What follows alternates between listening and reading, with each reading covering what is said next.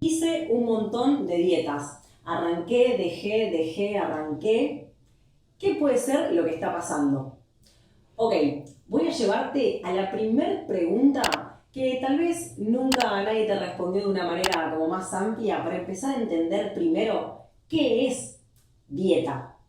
Realmente, ¿dieta es solamente pensar en lo que comemos? Es decir, qué alimentos van a ir, qué alimentos no van a ir, esa listita que te dimos y que te fuiste de la consulta sin saber qué ibas a hacer. ¿O hay más cuando pensamos y hablamos en dieta?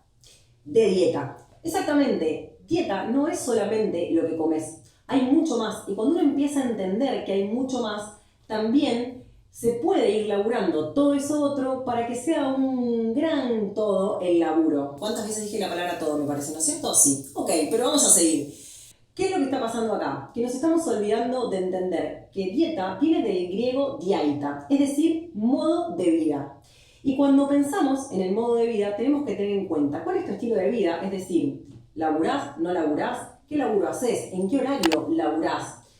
Por otro lado, ¿qué te gusta? ¿Qué no te gusta? ¿Qué te produce placer? ¿Qué no te produce placer? ¿Cuál es tu entorno? ¿Quiénes son las personas con las que te encontrás?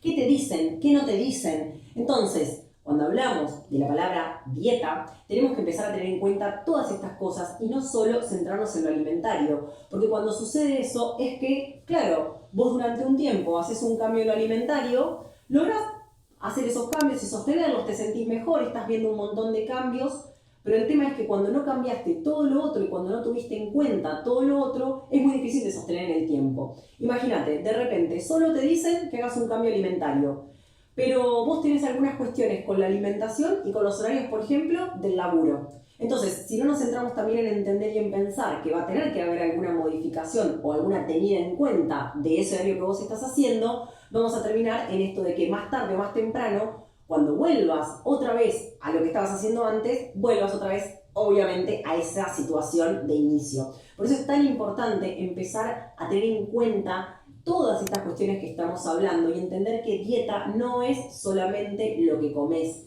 Y cuando empezás a darte cuenta de que sos mucho más que un ser que solo come, también empezás a entender que tenés que elaborar en todas estas otras áreas.